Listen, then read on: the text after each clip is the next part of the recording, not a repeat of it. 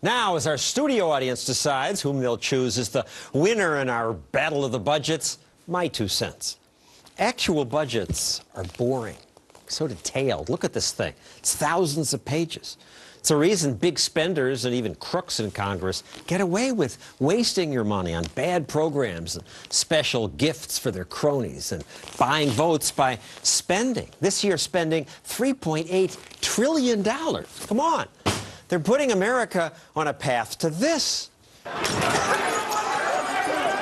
We want to avoid becoming like Greece, so 3 cheers for the Pete Peterson Foundation for paying 6 think tanks hundreds of thousands of dollars in hopes of avoiding this.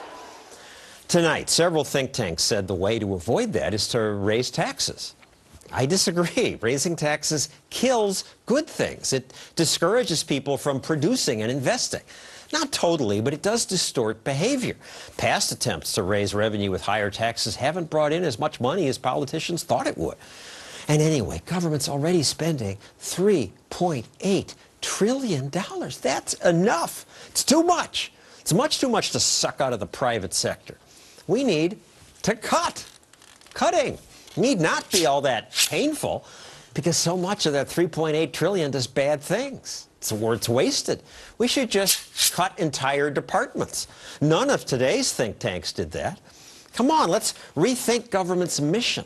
We don't need a federal education department. They've spent billions and made no improvement in test scores. Let's get rid of the entire department. Leave education to the states. Save $100 billion a year. We should stop subsidizing all businesses and farms and public broadcasting, railroads, and other countries through foreign aid. We do that. We should cut the mission of the military and raise the retirement age for entitlements so my generation doesn't bankrupt Medicare and Social Security, and so on.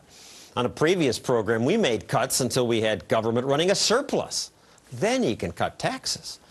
But we made more cuts than any of tonight's think tanks did. I think we should win the award. But so do you. But we're not eligible. So who does win? Who among the finalists does the audience pick? Let's take the vote. So hands up. Who chooses the Bipartisan Institute budget represented by Jay Powell? Okay, a few. The Heritage budget represented by Stuart Butler. The majority, the Demos budget, represented by David Callahan. Okay, there's one. So there you have it. The Heritage Foundation, represented by Stuart Butler. You win this award. Thank you. I don't know what you'll do with that. And that's our show for tonight.